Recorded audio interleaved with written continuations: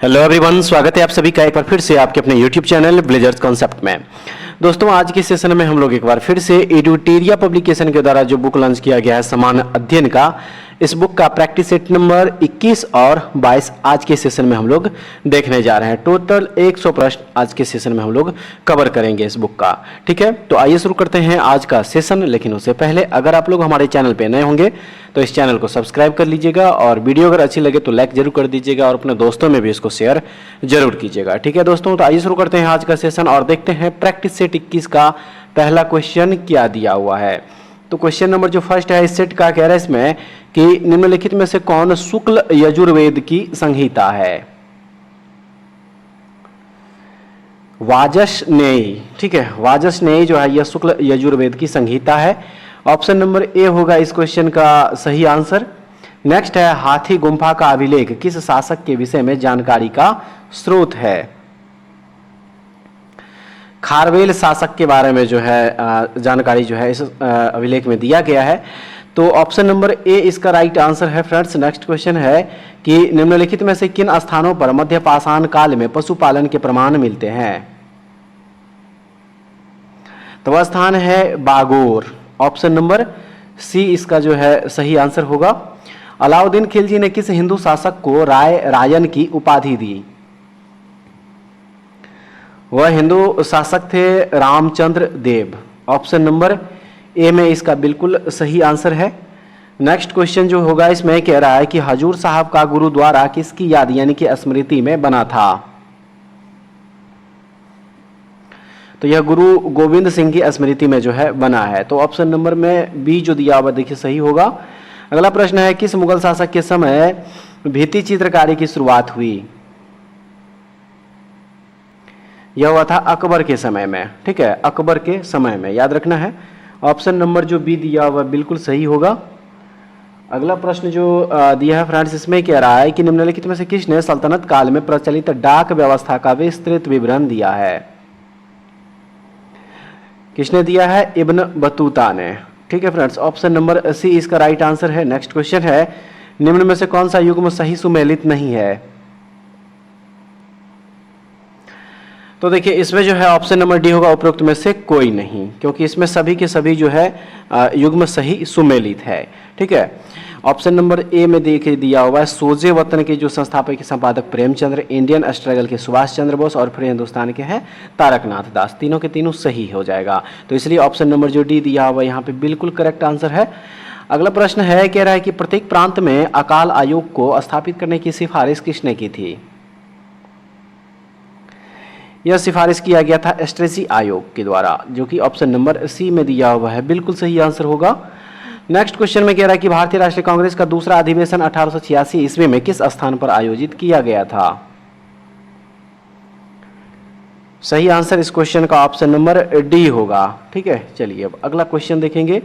Question number यहाँ पे 11 number का क्वेश्चन कह रहा है कि वांडीवास के युद्ध में अंग्रेजी सेना का नेतृत्व किसने किया था। सर आयरकूट जो है वांडीवास के युद्ध में अंग्रेजी सेना का नेतृत्व किया था। ऑप्शन नंबर सी है इसका सही आंसर।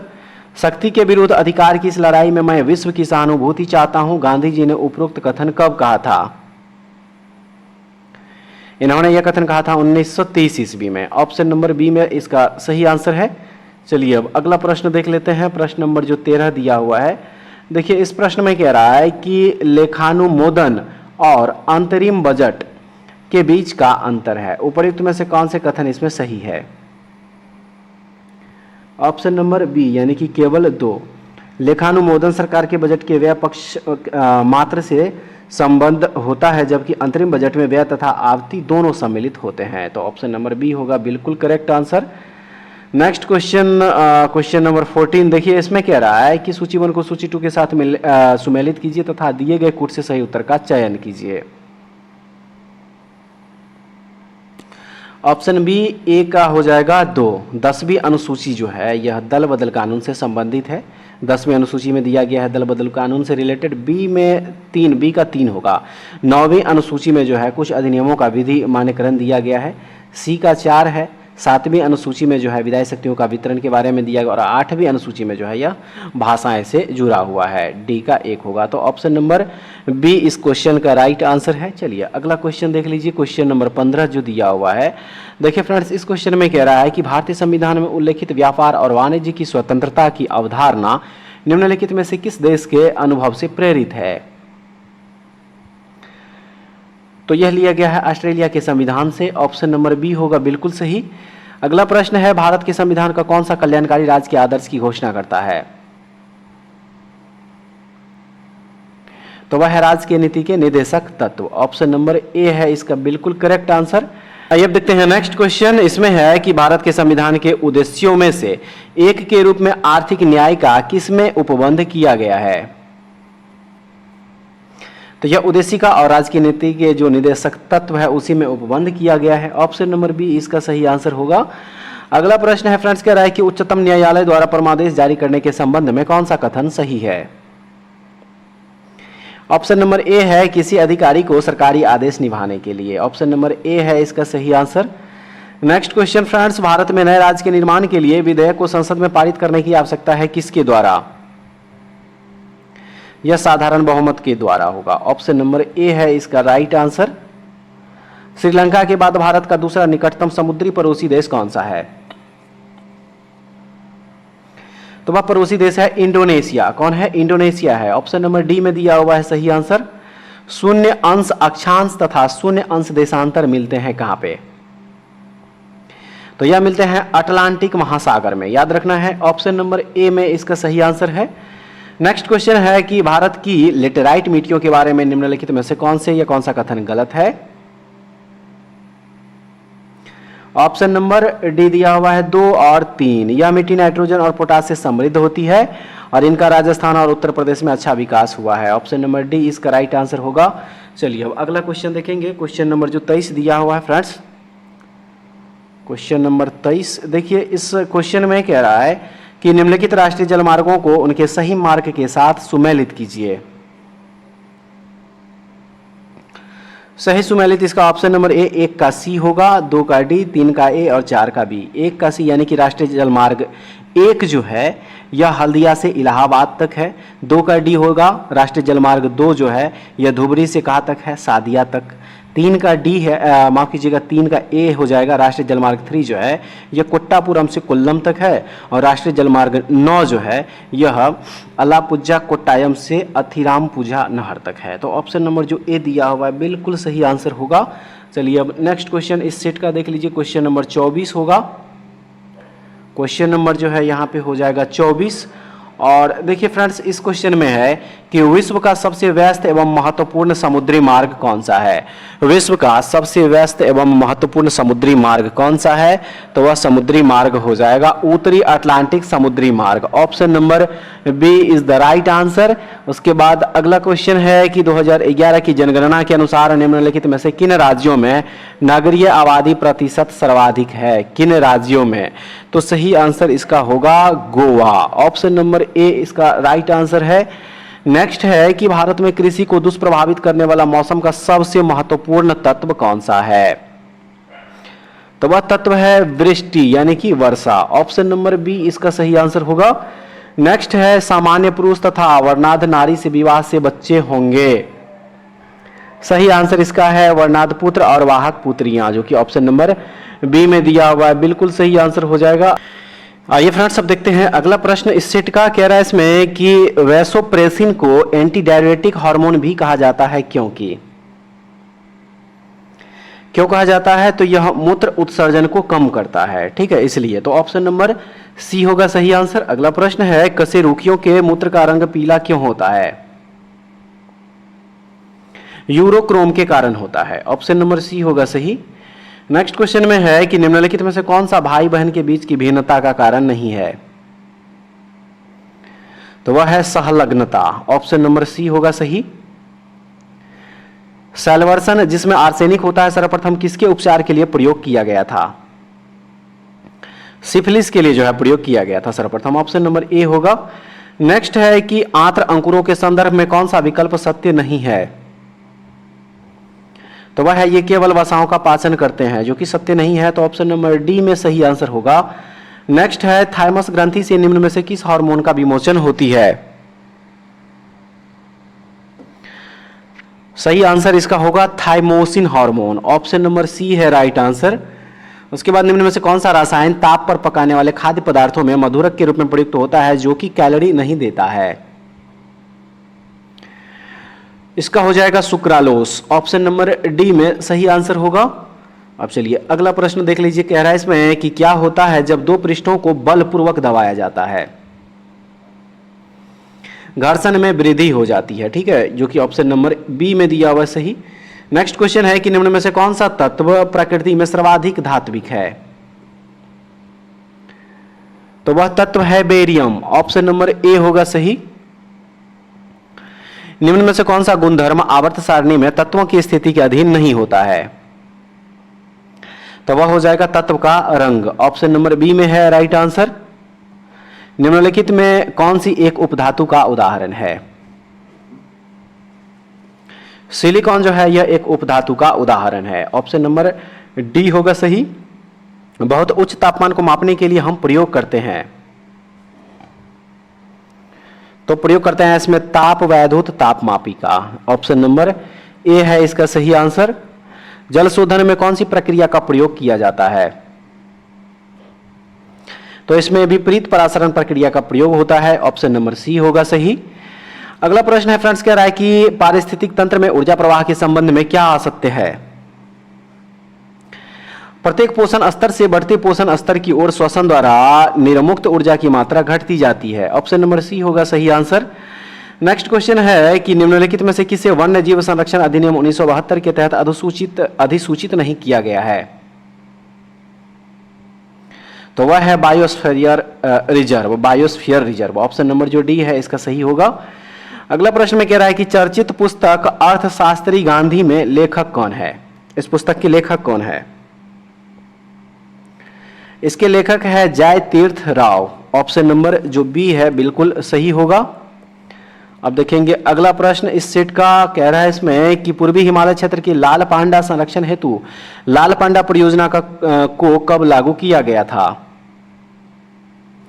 इसे 1994 ईस्वी में लागू किया गया था, ठीक है। ऑप्शन नंबर जो बी दिया हुआ है बिल्कुल सही आंसर हो जाएगा। आप चलिए अगला क्वेश्चन देखेंगे। 45 नंबर में दिया है उष्ण कटिबंधीय मरुस्थलीय क्षेत्रों की वनस्पति क्या कहलाती है? याद रखना है यह जीरोफाइट कहलाता है फ्रेंड्स। ऑप्शन नंबर बी होगा सही। भारत डायनामिक्स लिमिटेड का मुख्यालय कहां स्थित है? इसका मुख्यालय स्थित है हैदराबाद में। ऑप्शन नंबर ए होगा। किस देश के शोधकर्ताओं ने अदृश्य गैलेक्सी या ब्लैक गैलेक्सी की खोज की? तो यह खोज किया है देखिए इटली के शोधकर्ताओं ने। ऑप्शन नंबर डी में इसका बिल्कुल सही आंसर होगा। नेक्स्ट क्वेश्चन है विपणित अधिशेष क्या है? विपणित अधिशेष क्या है?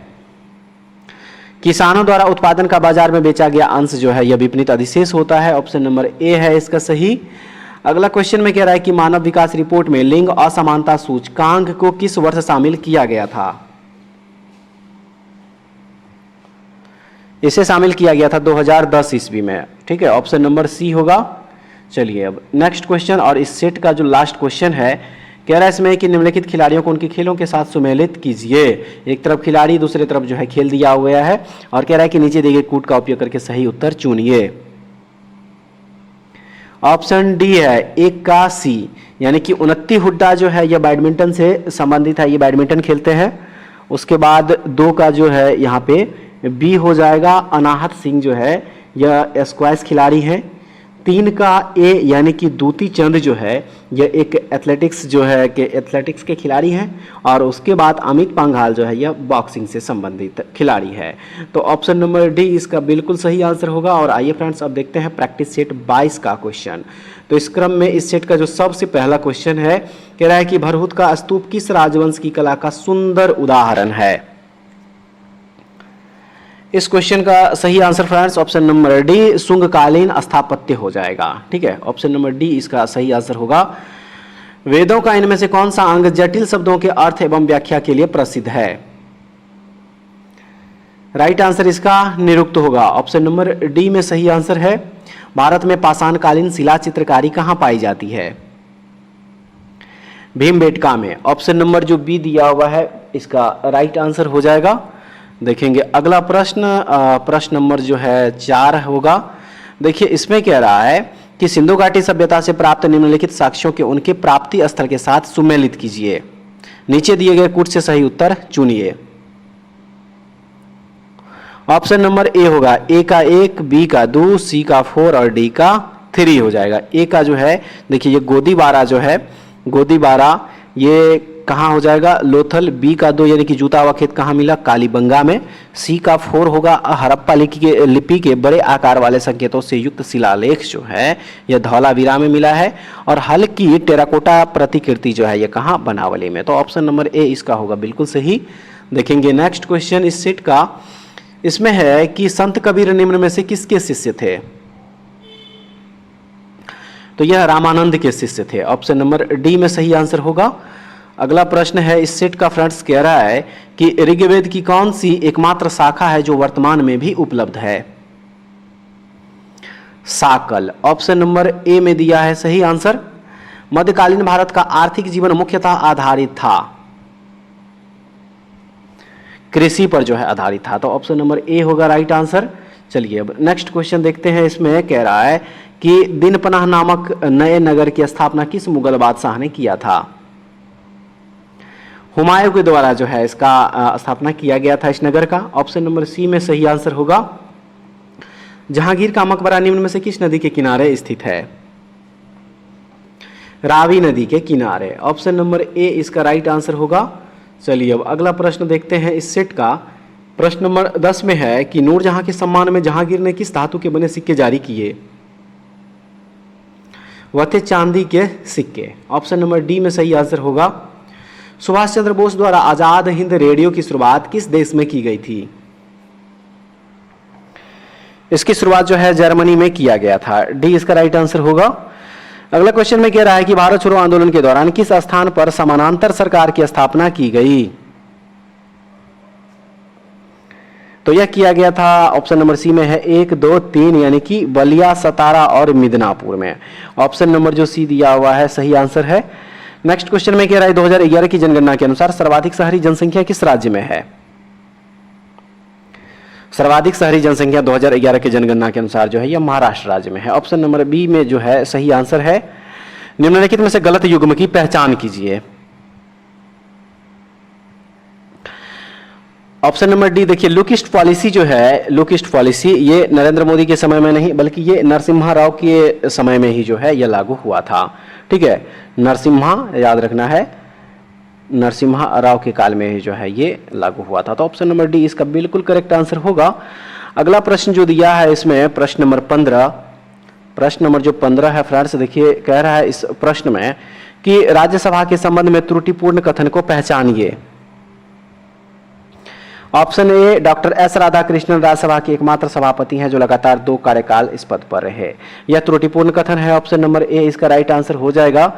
अगला प्रश्न है इस सेट का, इस प्रश्न में कह रहा है कि निम्नांकित में से किस आयोग ने अंतरराज्य परिषद के स्थान अंतर सरकार परिषद स्थापित करने की अनुशंसा की थी?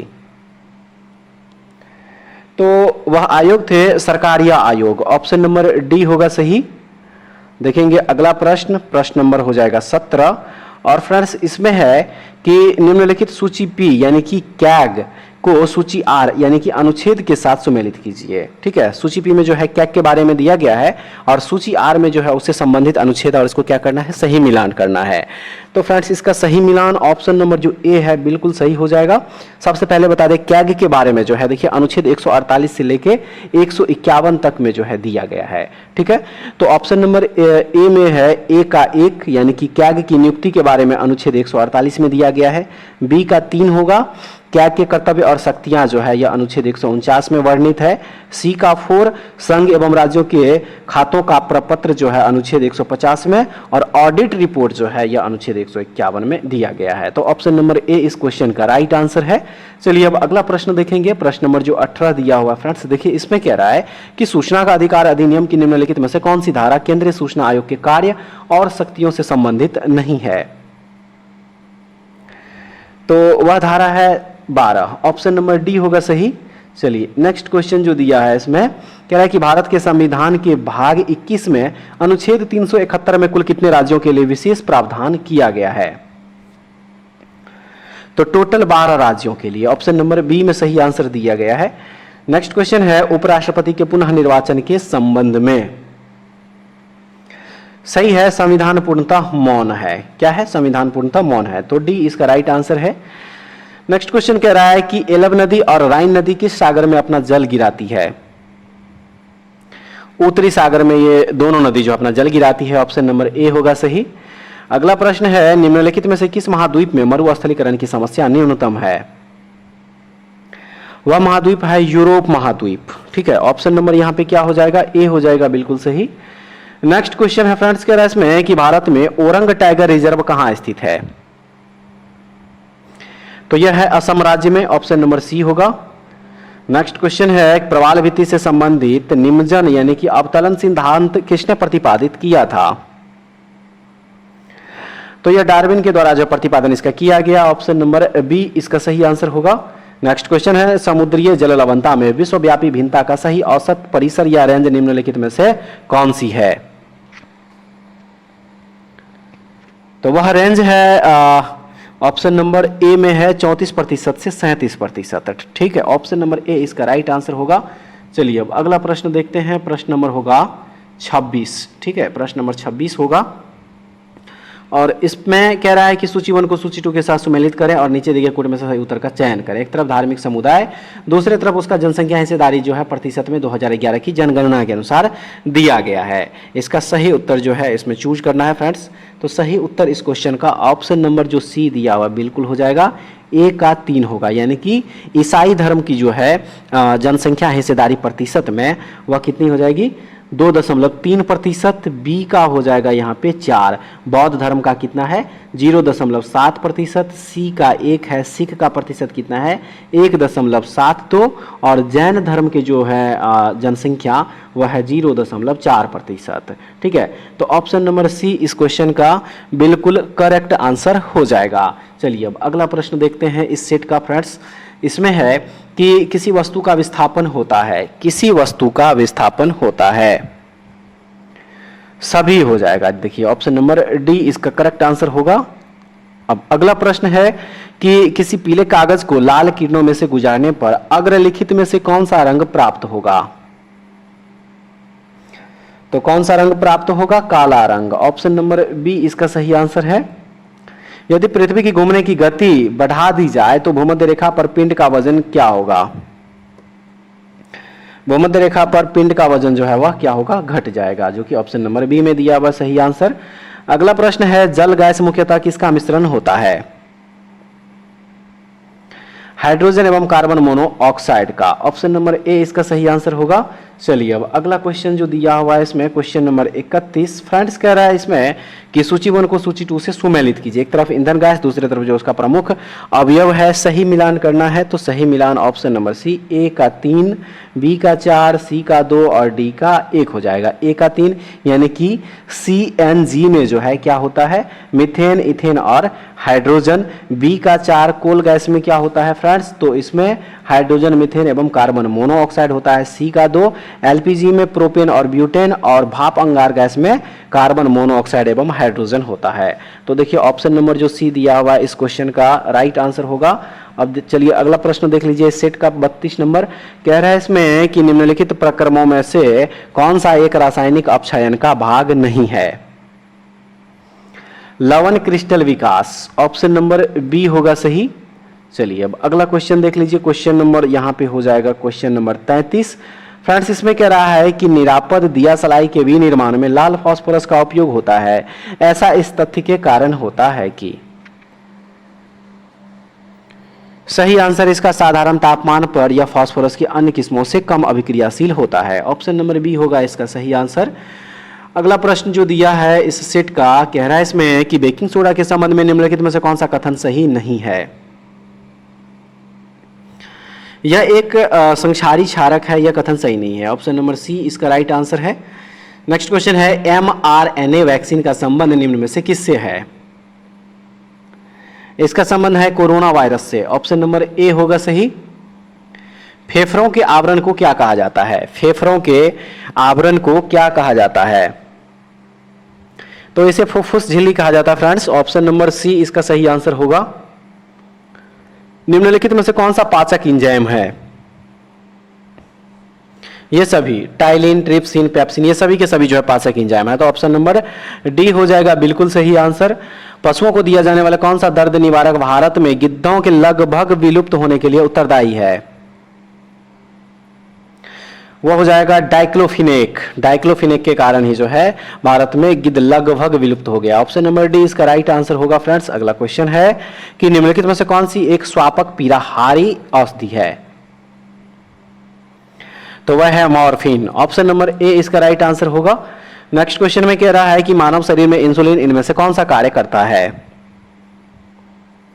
यह नियंत्रित करता है कि शरीर को ग्लूकोज एवं वसा का उपयोग और संग्रहण कैसे करना है। ऑप्शन नंबर बी हो जाएगा सही। आइए अगला प्रश्न देखते हैं। कह रहा है कि मेगालोब्लास्टिक एनीमिया किस विटामिन की कमी के कारण होती है? तो यह होती है A+D, बी दोनों हो जाएगा, विटामिन B9 और विटामिन B12 दोनों। ऑप्शन नंबर डी इसका करेक्ट आंसर है। नेक्स्ट क्वेश्चन है इसमें कि जिन पौधों में संवहन ऊतक नहीं होता है उन्हें किसके तौर पर जाना जाता है? तो उसे ब्रायोफाइटा के तौर पे जाना जाता है। ऑप्शन नंबर बी होगा सही। नेक्स्ट क्वेश्चन में कह रहा है कि रस संवेदी ग्राही के संसूचन के लिए उत्तरदायी होते हैं। इसका जो सही आंसर होगा वो ऑप्शन नंबर बी यहां पे, ठीक है। ऑप्शन नंबर जो बी दिया हुआ देखिए बिल्कुल हो जाएगा स्वाद।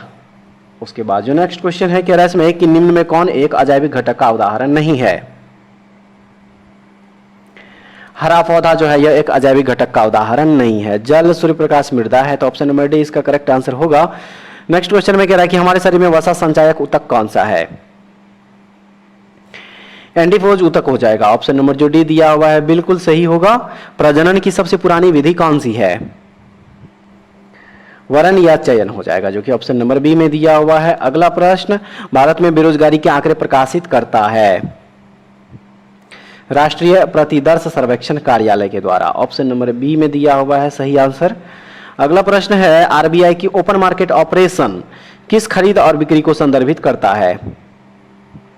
सरकारी ऋण पत्र को। ऑप्शन नंबर डी में सही आंसर है। अगला प्रश्न, वह निम्न में किसके द्वारा वातावरण में नमी को बढ़ाते हैं? वन, माफ कीजिएगा, वन निम्न में किसके द्वारा वातावरण में नमी को बढ़ाते हैं?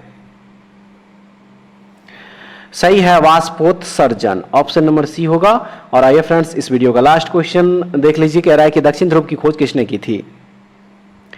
एमंडसन के द्वारा जो है दक्षिणी ध्रुव की खोज किया गया था। तो ऑप्शन नंबर बी इसका राइट आंसर हो जाएगा। तो फ्रेंड्स उम्मीद करते हैं कि आज का जो सेट करवाए हैं 21 और 22, ये सेट का जो क्वेश्चन है आप लोगों के लिए काफी महत्वपूर्ण होगा एग्जाम पॉइंट ऑफ व्यू से। कमेंट्स करके जरूर बताइएगा कि आज का सेशन आप लोगों को कैसा लगा। अगर आप लोगों को पीडीएफ चाहिए तो हमारे टेलीग्राम चैनल विलेजर्स कॉन्सेप्ट को ज्वाइन कर लीजिए, वहां से इसका पीडीएफ भी आप लोगों को मिल जाएगा और पीडीएफ लिंक वीडियो के डिस्क्रिप्शन में दिया गया है। ठीक है, तो ऐसे वीडियो पाने के लिए हमारे चैनल से जुड़े रहिए। नेक्स्ट वीडियो में दोबारा फिर से मिलते हैं, तब तक के लिए जय हिंद।